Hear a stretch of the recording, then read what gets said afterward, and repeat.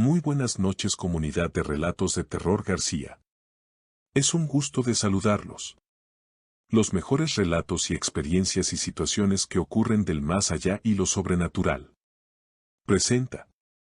Historia La Transformación. Créditos a su autor Gabriel Antonio Pombo. Habían sido semanas de intenso trabajo en el laboratorio de aquel científico inglés de la era victoriana. Pero finalmente creyó que había creado la droga perfecta. Ahora debía hacer las veces de conejillo de Indias. Volcó el líquido marino de la retorta llenando un vaso hasta el borde. Temeroso, aferró este con su mano izquierda y, mediante un rápido movimiento, lo llevó a sus labios sin pensarlo, vaciando la pócima amarillenta de un trago. El brebaje le causó un efecto tremendo. Lo primero que sintió fue un profundo dolor de cabeza. Luego un violento deseo de vomitar, que le provocó mareos. Los latidos de su corazón se aceleraron y, lentamente, sus músculos se aflojaron y cedieron hasta que desfalleció cayendo al suelo, como atacado por un síncope cardíaco. ¿Se siente usted bien, mi amo?, exclamó, más que preguntó, su asistente femenina. Él oyó la voz de la mujer, pero no podía contestarle, todo su cuerpo estaba paralizado. Aquel terrible alucinógeno recorría sus entrañas y parecía estar matándolo, aunque no sufría dolores, sino un estado anímico jamás antes experimentado. Quiso abrir los párpados, pesados como anclas en medio de la honda somnolencia que le embargaba. María, su sirvienta y ayudante en esos experimentos, inclinado sobre él, cogía con fuerza sus manos. Pero su patrón no reaccionaba, continuaba rígido como si hubiese muerto mientras, con angustia, ella lo cacheteaba tratando de reanimarlo. El hombre se hallaba consciente, aunque no podía despertar. No sabía si soñaba o si vivía una nueva realidad. De pronto su cuerpo se puso a temblar, al tiempo de que hilillos de baba escurrían de sus labios, atravesaba por un trance. María observó su rostro y percibió las extrañas mutaciones que en esa faz se iban produciendo. Su empleador se estaba transformando delante de su vista. Las mejillas se le hinchaban, su cabello ralo crecía enmarañado como el de un animal, la nariz se le desfiguraba y en su lugar aparecía un hocico. Una fila de colmillos sustituían a sus blancos dientes y el cutis se le resquebrajaba, pero lo peor vino después, cuando él abrió los ojos de súbito y la cegó con el brillo de esa mirada perversa. «Virgen Santa», gritó la mujer, y le soltó la mano irguiéndose y buscando la salida para darse a la fuga, pero no podía hacerlo. La puerta estaba cerrada con llave. El científico, exultante, comprendió que el brebaje no lo había matado sino que había mutado de forma, que un demonio interior lo poseía y ya nada sería como antes. No sentía ningún temor, su natural timidez se había esfumado, por fin estaba libre de las represiones sociales que antaño le habían maniatado. Se puso de pie sintiéndose más vital, más joven, con la sangre circulando a toda velocidad por sus venas. María lo miraba presa de pánico. «Por favor, no me lastime, señor», le suplicó. «No temas, a ti no te haré daño alguno», repuso. Buscó en uno de los cajones del escritorio y cogió la llave con la cual abrió la puerta. Ella escapó corriendo. El científico soltó una carcajada al comprobar el miedo que generaba, nunca antes le habían temido. Se miró en un espejo, le urgía saber qué había aterrado tanto a la mujer. Entonces supo que ya no tenía una apariencia humana, su cara era un horror y su interior estaba transformado, se agitaba desbordante de odio y furia. Descendió por las escaleras y fue hacia el perchero, del cual tomó su sombrero y su bastón de roble con empuñadura de mármol. Se dio cuenta de que no podía salir así a la calle, debía esconder su nuevo y horrible rostro. En su sala de estar se colocó una careta teatral, la máscara con expresión triste que usaba en las festividades británicas.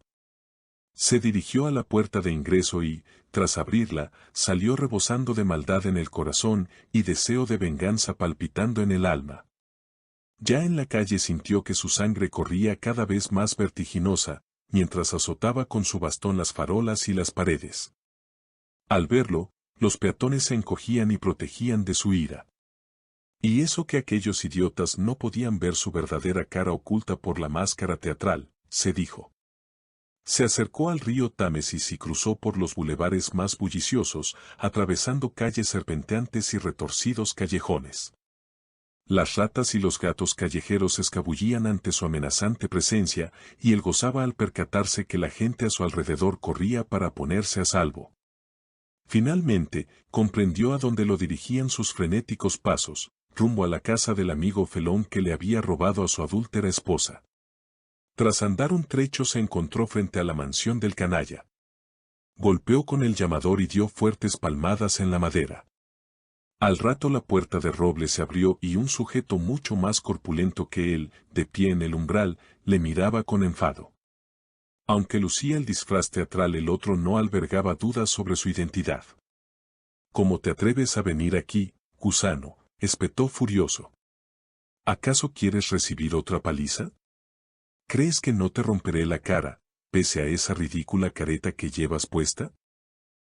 Él se quedó estático mientras el dueño de la residencia, muy confiado, se ponía en guardia con los puños en alto para pegarle, como ya había hecho en el pasado. Pero antes de que pudiera lanzar el primer puñetazo, el mango de mármol del bastón se estrelló contra su nariz, quebrándola y dejándola ensangrentada. El hombre transformado, volvió a levantar el báculo y le atizó a su rival en plena cabeza. 1, 2, 3 veces. El agredido se dobló sobre su cintura, emitiendo quejidos de dolor. Gritó tanto que una joven salió de la finca, corriendo despavorida. Era la esposa infiel. El científico siguió ensañándose con su víctima, lo tomó por la chaqueta y arrojó al piso. Con una lluvia de golpes le partió los huesos, mientras la mujer chillaba con desesperación. Por fin el amigo traidor quedó exánime sobre las baldosas de la acera, con la vida huyendo ante cada nuevo feroz impacto del cayado con pomo de mármol. Entonces el loco se abalanzó sobre la mujer, le aferró la garganta, y vio con deleite cómo los ojos se le salían de las órbitas. Ella se iba desplomando y, cuando cayera desmayada, él sacaría su puñal para rematar la faena.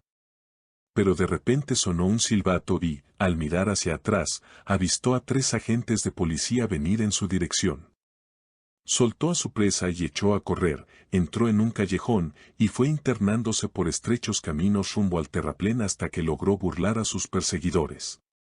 Resoplando henchido de satisfacción prosiguió su raudo escape y se fundió con la oscuridad. El científico disfrutaba la mejor noche de su vida. O al menos eso creía su mente afiebrada, mientras trotaba por los recovecos del pobre distrito a donde sus alocados pasos lo condujeron. Tras dar muchos giros y vueltas, logró despistar a los policías que lo perseguían. De eso estaba seguro. La extraña y terrible droga consumida lo volvía más fuerte, ágil y decidido que cualquier oponente humano. Un intenso deseo de destrucción y caos lo embriagaba. Seguía exultante, poseído por el frenesí diabólico. No podía pensar claramente, es más, no podía en realidad pensar, únicamente actuaba, era todo instinto. Un vago recuerdo de su pasado, de cuando hasta pocas horas atrás fuera un hombre respetable, se cruzó por su cerebro. Pero aquello no le trajo sino una mueca de desprecio. 40 años desperdiciados, pensó. ¿De qué valía ser respetable y buena gente? Demasiado bueno había sido y para nada le sirvió. Incluso fue burlado por su mujer y por ese colega traidor que fingió ser su amigo y que, a sus espaldas, se acostaba con la infiel. Pero lo habían pagado muy caro esos 2 cerdos. El bastón con cabeza de mármol ya no se veía blanco sino rojo y aún chorreaba sangre fresca. Qué hermoso gozo sintió al destrozarle la cara a golpes a ese puerco felón.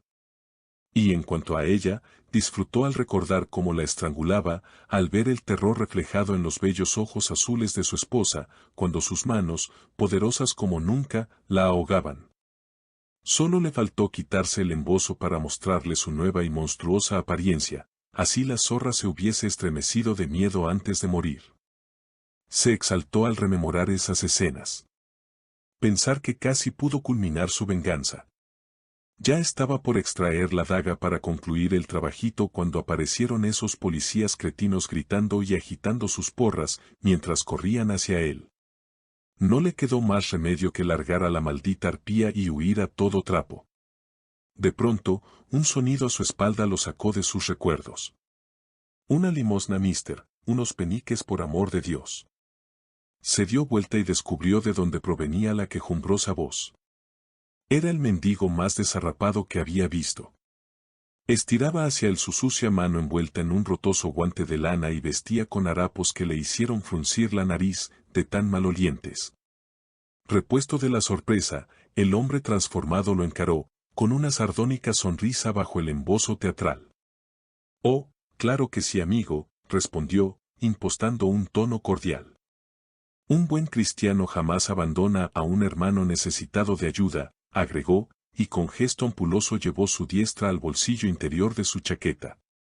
Al menesteroso se le hizo agua a la boca, era raro encontrarse con un señorón tan finamente vestido en aquel barrio. Y qué amable parecía. ¿Por qué llevaría puesta esa graciosa máscara?, se preguntó. Sin embargo, no lo preocupó ese curioso detalle, tal vez el caballero viniera de una alegre fiesta de disfraces, supuso. «Gracias, mister, gracias, con 3 peniques bastaría para comer algo en esta noche tan fría, no he comido nada en to». No pudo terminar de articular la frase. El horror le había paralizado pues, con un gesto brusco, el otro se sacó la máscara dejando ver su espantoso rostro. Luego el pordiosero se llevó las manos a la garganta, en un acto reflejo, tratando en vano frenar el flujo rojo que se escurría desde su cuello mutilado. No había sido dinero lo que extrajo de su chaqueta aquel pérfido, sino el puñal que no pudo usar para liquidar a su adúltera esposa. Y esa arma ahora sí mostraba su eficacia hiriendo el cuerpo del viejo, que cayó de espaldas sobre los adoquines. El loco, arrodillado a su vera, levantaba su brazo y lo bajaba con frenética virulencia una y otra vez. El cuchillo aferrado por su diestra se hundía muy hondo, tajando los andrajos y cortando la carne. Los espasmos y los quejidos de dolor del moribundo le excitaban. No podía ni quería detenerse, aunque su víctima ahora no era más que un guiñapo sangrante. En el frenesí de su satánica rabia ya solo empuñaba el mango de bronce. El filoso acero roto, de tanto rasgar los huesos del cadáver, había quedado clavado en el corazón, cual una estaca. En ese callejón desierto nadie escuchó los gritos. No había curiosos a la vista. El que una vez fuera un noble científico dejó atrás aquella barbarie. Sintió la sangre manchando su rostro horrendo. Volvió a ponerse la careta y agitando su bastón de roble corrió rumbo a su mansión. Por primera vez durante esa noche de furia el pánico superaba a su ansia asesina. El poder de la droga se diluía y al fin pudo razonar. Continuaba siendo un malvado y, aunque su apariencia había vuelto a ser humana, él era una sombra del hombre que fuera. No sentía arrepentimiento por sus crímenes, únicamente pavor y angustia ante la inminencia del castigo. Cuando cruzó la esquina antes de llegar a su residencia, su vista, aguda como de lince, pudo advertirlo sin ser reconocido. El carruaje aparcado frente a la entrada pertenecía a la Policía Metropolitana de Londres. Los tipos de vestidos de civil que custodiaban la puerta eran agentes. Adentro habría más detectives. Ya habrían interrogado a la servidumbre, y su fiel sirvienta María lo habría delatado para evitar ser condenada como su cómplice. En unos segundos él supo cuál sería su destino, la horca. Debió haber matado a la perra. Su gran error fue dejarla viva. Ella lo había denunciado y condujo a los polizontes hasta su mansión. Se dio vuelta sin ser visto y corriendo, sintiendo fatiga ahora, siendo más humano ahora, se internó por la calle lateral hasta llegar a la entrada trasera. Introdujo la llave en la cerradura, abrió la ruinosa puerta y, una vez dentro, la cerró de golpe. Allí estaba oculta su habitación secreta. Se sentía seguro en esa posilga. Ni siquiera su asistenta conocía ese escondrijo separado de la casa principal. No le pondrían las manos encima. Fue hacia el arcón polvoriento y extrajo la pequeña botella. Sacudió el contenido y, tras quitar el corcho, lo traspasó a un vaso. No lo atraparían vivo, se juró. Se quitó la careta teatral. No necesitaba mirarse en el espejo para saber que su fisonomía ya no era la de un monstruo. Cuando horas después los policías irrumpieron rompiendo la puerta, lo hallaron.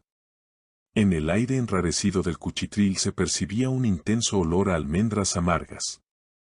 El fuego de la chimenea iluminaba su rostro pétreo, convertido en una masa lívida y pavorosa.